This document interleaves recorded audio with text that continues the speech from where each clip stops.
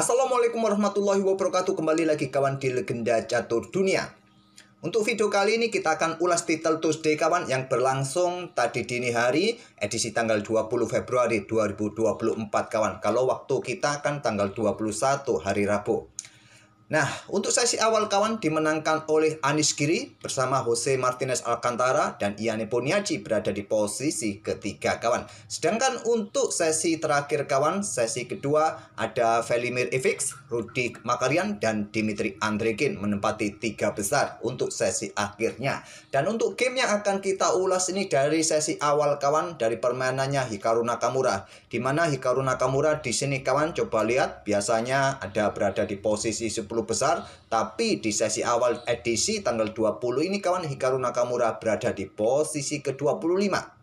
Dia mengalami banyak kekalahan kawan, mengalami 3 kekalahan. Game pertama dikalahkan oleh kandidat master asal Polandia, kemudian di game ke-6 dikalahkan oleh Max Wonderdam, dan di game terakhir dikalahkan oleh Yuri Kusubov. Nah, game pertama inilah yang akan kita ulas. Kok bisa Hikaru Nakamura yang ahli dalam permainan cepat online kawan dikalahkan seorang kandidat master yang usianya masih berusia 15 tahun asal Polandia? Oke, langsung saja kawan. Di sini kandidat master mengawali dengan kuda F3 dan Nakamura dengan pion G6. Kemudian pion D4, Nakamura dengan gajah G7 terlebih dahulu. Selanjutnya pion C4 lanjut putih dan Nakamura bermain dengan modern defense pion D6. Pion G3, gajah D7 lanjut Nakamura. Langkah yang tidak lumrah kawan. Kalau langkah umumnya ya kuda berkembang ke petak F6 ataupun melakukan counter attack langsung dengan pion C5, pion C6 kawan. Memilih dengan gajah D7. Apakah kosongkan ruang bagi menteri kawan? Karena di sini struktur permainan putih dengan Fiacento nanti gajah ke petak H3, gajah G2, menteri C8, pion H4. Walaupun kurang kuat langkah ini kawan, tapi bertujuan untuk perkuat atau buka jalur bagi benteng untuk perkuat petak H3, dengan ide juga didorong melakukan serangan sisi kanan sisi raja. Ada pion C5 counter attack dari Nakamura kawan untuk membuka diagonal gelap panjang ini, dan tantangan ditolak menjaga permainan di petak pusat tetap tertutup dengan pion D5. Walaupun ini juga membuka akses gajah menyerang pion B2. Nakamura menyerang lewat sisi menteri lagi kawan dengan pion B5. Kali ini diterima dengan pion C pukul pion B5. Gajah ambil balik pion B5. Kuda C3. Gajah mundur ke A6. Nah, di sini ada opsi pion ini didorong kawan. Segera dobrak lajur H. Atau bermain dengan gajah H3 untuk tekan menteri kawan di diagonal ini. Tapi memilih untuk keluarkan menteri ini memang opsi juga dari Stockfish, cuma tidak terlalu kuat kawan. Keunggulan dari putih di sini hilang karena di sini bisa diblokade dengan kuda B berkembang ke petak D7 sekalian blokade, ataupun sekalian kawan blokade dengan menteri menantang pertukaran. Tapi blokade dengan kuda B berkembang ke D7. Nah, pion ini siap didorong lagi atau gajah ini coba pressure kuda kawan. Tapi memilih amankan raja rokade melewatkan langkah terkuat dengan pion ataupun gajah tadi. Nakamura melanjutkan kuda F6-nya untuk perkuat petak H5-nya kawan tentu saja. Nah, di sini melanjutkan pengembangan gajah F4 kemudian diikuti rokade oleh Nakamura. Benteng Fe1 untuk dukungan bagi pion kawan. Sebelum dorong pion tentu menghindari diagonal ini juga. Kemudian ada benteng B8 serang pion. Menteri mundur ke C2 diikuti kuda manuver ke petak B6. Stockfish menyukai dengan menteri kawan untuk menekan pion yang di sini. Nah, mungkin benteng AB1 untuk jaga pion nanti. Atau kuda ini bergerak ke petak G4. Memilih dengan langkah manuver kuda ke petak B6. Nah, diikuti sekarang pion E4. Ada kuda ke C4.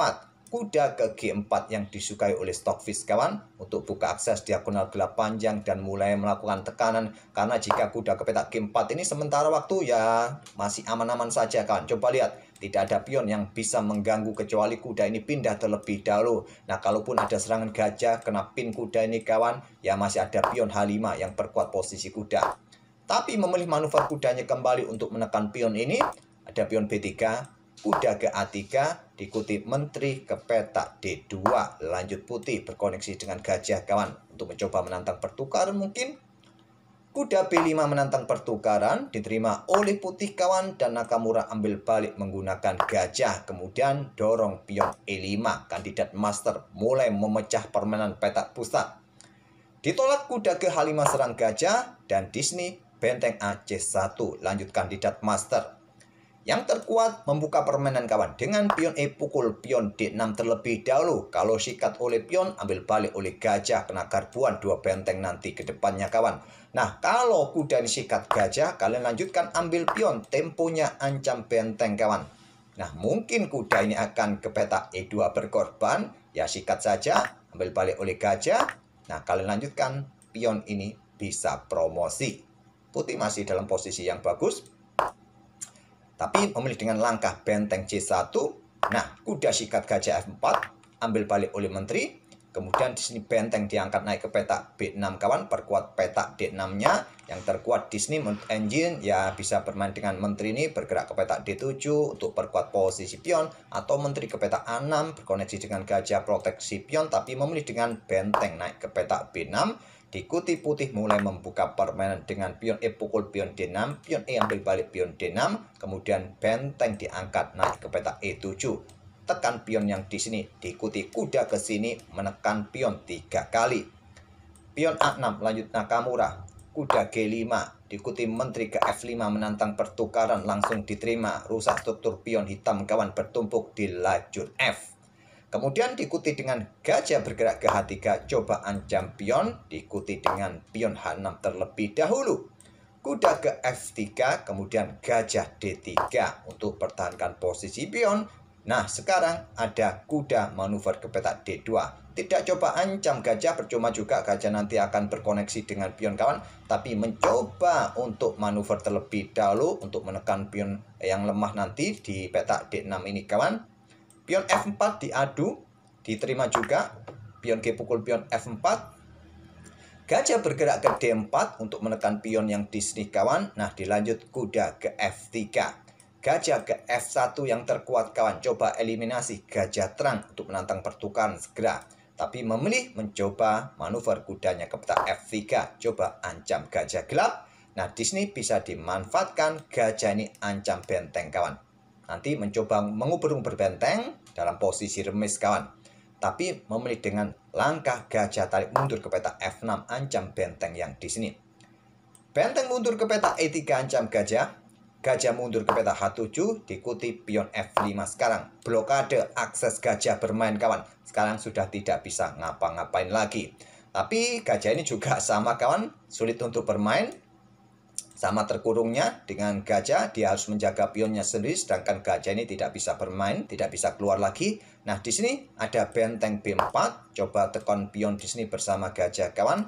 Nah, dihadang dengan benteng J4, benteng FB8, diikuti dengan benteng pukul benteng, ambil balik oleh benteng, kemudian ada benteng E8 skak. Nah, di sini raja maju ke petak G7, langkah paksaan kawan. Kemudian benteng A8, ya sulit untuk mempertahankan pion di sini. Ada benteng F4 terlebih dahulu, ancam kuda, ancam pion di sini bersama gajah. Nah, pion ini juga rentan kawan bersama gajah juga. Raja naik ke petak G2. Gajah terang ambil pion F5 terlebih dahulu. Pertukaran gajah terang ambil balik oleh benteng, kemudian benteng ambil pion A6. Permainan dirasa menurut Stockfish masih dalam level yang ya bisa remis kawan. Tapi coba lihat pion A ini bisa merepotkan juga bagi hitam. Pion ini lemah, hitam pun juga ya masih mempunyai kesempatan untuk membebaskan pion di lajur pusat. Benteng ambil pion D5, pion aman sekarang. Nah, mulai dorong pion A4. Benteng D3, coba pressure pion di sini kawan. Ada benteng B6. Pertahankan pion dan berikan jalan juga bagi pion. Gajah ke C3 untuk awasi ruang gelap kawan. Di sini ada kuda ke H2, manuver-manuver. Nah, diikuti dengan gajah bergerak ke B4, berkoneksi dengan pion dan menjaga peta gelap. Kemudian ada kuda ke G4. Persiapan manuver mungkin kawan, ke sini menyerang pion yang di sini. Nah, di sini ada pion F5 lanjut Nakamura yang terkuat menurut engine dengan pion H5 usir kuda, tapi dengan pion F5. Kuda ke E3 serang pion kawan. Pion F4. Nah, kuda ke F5 skak. Garbu pion juga di sini. Raja bergerak ke F8 yang terkuat, ataupun bergeser ke G8, pokoknya mundur kawan, tapi memilih bergerak naik ke petak G6. Nah, di sini ada benteng ambil pion kawan, tempo skak yang memaksa pertukaran benteng. Nah, permainan endgame kuda versus gajah gelap. Ada pion yang bisa lolos kawan. Kuda bisa nanti mengawal ruang gelap, menghentikan laju pion juga. Hati-hati di lajur A. Raja bergeser ke F6. Nah, di sini raja putih ke F3, kemudian raja ke petak E5, jaga pion, serang kuda, kuda ke C4 skak. Raja ke D4, nah mulai dorong pion A5 kawan. Raja ke C3, dorong pion A6, diikuti raja, maksudnya raja ambil pion B3, dorong pion A7. Nakamura menyerah di langkah ke-52 oleh seorang kandidat master remaja yang masih berusia 15 tahun. Kemarin kita ulas bocil kawan, dan sekarang kita ulas pemain muda remaja yang masih bergelar kandidat master asal Polandia. Oke, itulah kawan permainan Hikaru Nakamura yang dikalahkan oleh remaja yang masih berusia 15 tahun yang menyandang gelar hanya kandidat master. Bukan hanya kawan, admin tidak punya gelar. Ya, dibandingkan oleh Hikaru Nakamura, admin bisa bilang hanya. Oke, terima kasih. Semoga permainan mereka berdua bisa menghibur kalian, dan kita akan bertemu di video-video berikutnya. Wassalamualaikum warahmatullahi wabarakatuh.